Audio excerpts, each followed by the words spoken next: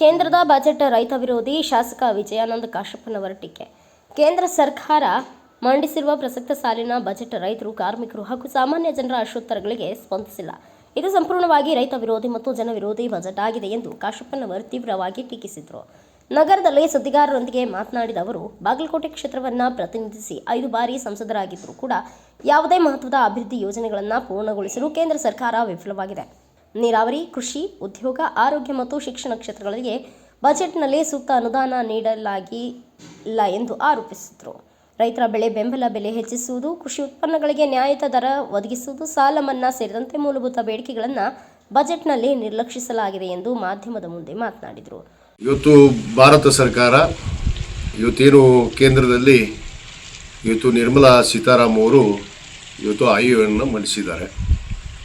ಇದು ರೈತ ವಿರೋಧಿ ಆಯವ್ಯಯ ಮತ್ತು ಜನರ ವಿರೋಧಿ ಆಯವ್ಯಯ ಅನ್ನೋ ಮಾತನ್ನು ಹೇಳಕ್ಕೆ ಇಚ್ಛಪಡ್ತೀನಿ. ಕಳೆದ 12 ವರ್ಷದಿಂದ ನರೇಂದ್ರ ಮೋದಿಯವರ ಕೇಂದ್ರದ ಸರ್ಕಾರ ಯಾವುದೇ ಜನಪರವಾದ, ಬಡವರ ಪರವಾದ, ಕೂಲಿ ಕಾರ್ಮಿಕರ ಪರವಾಗಿ ಯಾವುದೇ ಒಂದು ಯೋಜನೆಯನ್ನು ತೆಗೆದುಕೊಳ್ಳದೆ ಅವರಿಗೆ ವಿರುದ್ಧವಾಗಿ ನಿರ್ಣಯಗಳನ್ನು ಭೂ ಸುಧಾರಣೆ ಕಾಯ್ದೆ ಆಗಿರ್ಬೋದು, APMC ಕಾಯ್ದೆ ಆಗಿರ್ಬೋದು, ಅದರ ಜೊತೆಗೆ ಮೊನ್ನೆ ತಾನೇ ಮನ್ರೇಗಾ, ಮಹಾತ್ಮ ಗಾಂಧಿ ಉದ್ಯೋಗ ಖಾತ್ರಿ ಯೋಜನೆಯನ್ನು ಕೂಡ VB ರಾಮ್ಜಿ ಅನ್ನೋ ಮೂಲಕ ಹೆಸರನ್ನು ಬದಲಾವಣೆ ಮಾಡಿದ್ದಾರೆ. ಒಂದು ರಾಮನ ಹೆಸರು ಕೂಡ ಅಲ್ಲ, ರಾಷ್ಟ್ರಪಿತಾಮಹ ಅನಿಸಿಕೊಂಡಿರುವಂಥ ಮಹಾತ್ಮ ಗಾಂಧೀಜಿಯವರ ಹೆಸರನ್ನು ಕಿತ್ತು ಹಾಕಿ ಗ್ರಾಮೀಣದ ಕೂಲಿ ಕಾರ್ಮಿಕರಿಗೆ ಅತ್ಯಂತ ಒಂದು ಶ್ರೇಷ್ಠ ಯೋಜನೆಯಾಗಿ ಹಿಂದಿನ ಪ್ರಧಾನಿಗಳಾದಂಥ ಡಾಕ್ಟರ್ ಮನಮೋಹನ್ ಸಿಂಗ್ ಅವರು 2005ರಲ್ಲಿ ಕೊಟ್ಟಂಥ ಯೋಜನೆ, ಆ ಒಂದು ಯೋಜನೆಯನ್ನು ಕೂಡ ತಿರಸ್ಕಾರ ಮಾಡಿ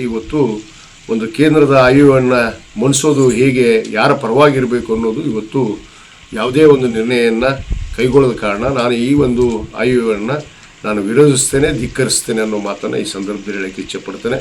ಯಾಕಂದರೆ ಇಲ್ಲಿ ಬಾಗಲಕೋಟೆ ಜಿಲ್ಲೆಗೆ ನಮ್ಮ ಸಂಸದರು ಸನ್ಮಾನ್ಯ PC ಗದ್ದಿಗೌಡರು 5 ಬಾರಿ ಸಂಸದರಾಗಿದ್ದಾರೆ. ನಿರಂತರವಾಗಿ ಗೆದ್ದು ಒಬ್ಬ ಹಿರಿಯ ಸದಸ್ಯನಾಗಿ ಪಾರ್ಲಿಮೆಂಟಲ್ಲಿ ಇದ್ದಾರೆ ಅಂಥೇಳಿ ನಾವು ಎಲ್ಲ ಧೈರ್ಯದಿಂದ ತಿಳಿದ್ವಿ, ಯಾವುದೇ ಪಕ್ಷ ಮರೆತು. ಆದರೆ ಯಾವುದೇ ಒಂದು ಯೋಜನೆಯನ್ನು ರೈಲು ಮಾರ್ಗ, ಕುಡ್ಚಿ ರಾಯಚೂರು ರೈಲು ಮಾರ್ಗ ಅದು ಏನೂ ಪ್ರಗತಿಯನ್ನು ಸಾಗಿಸ್ತಿಲ್ಲ.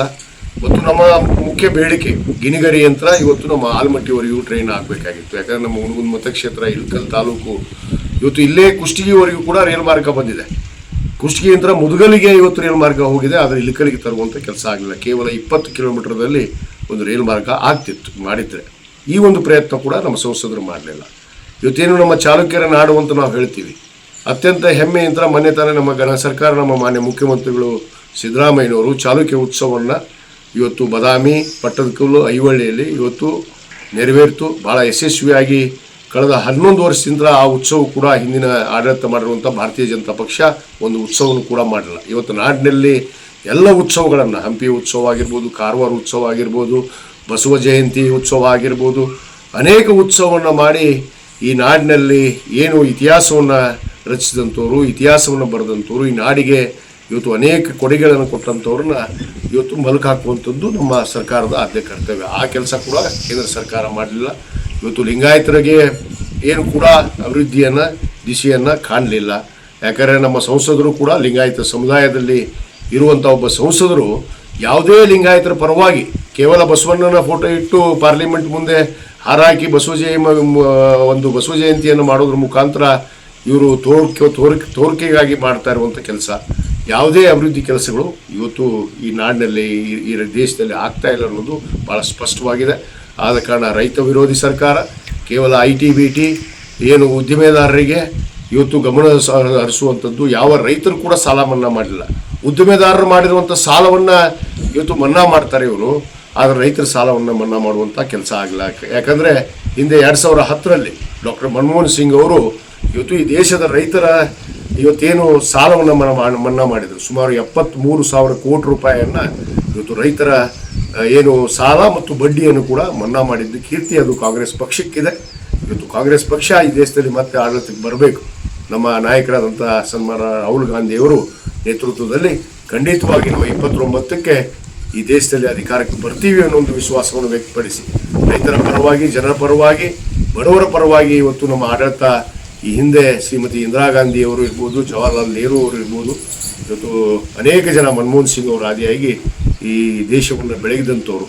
ಆದ ಕಾರಣ ಈ ಒಂದು ಆಯುವ ಇವತ್ತು ಜನರ ವಿರೋಧ ಆಯುವ ಇವತ್ತು ನಮ್ಮ ಸಂಸದರು ಕೂಡ ಆಟಕ್ಕುಂಟು ಲೆಕ್ಕಕ್ಕಿಲ್ಲ ಅನ್ನೋ ರೀತಿಯಲ್ಲಿ. ಯಾಕಂದರೆ ಕೇವಲ ಆಟಕ್ಕೆ ಇವ್ರ ನಂಬರ್ಗೆ ಬೇಕಲ್ಲಿ, ಏನು ಮೆಜಾರಿಟಿಗೆ ಪಾರ್ಲಿಮೆಂಟಲ್ಲಿ ಇವತ್ತು ಒಬ್ಬ ಸಂಸದ ಬೇಕಾಗಿತ್ತು, ಅಷ್ಟಕ್ಕೆ ಮಾತ್ರ ಸೀಮಿತವಾಗಿ ಗದ್ದಿಗೌಡರು ಕೂಡ ಕೆಲಸ ಮಾಡ್ತಾರೆ ಅನ್ನೋ ಒಂದು ಮಾತನ್ನು ಕೂಡ ಈ ಸಂದರ್ಭದಲ್ಲಿ ಹೇಳಕ್ಕೆ ಇಚ್ಛೆಪಡ್ತೇನೆ.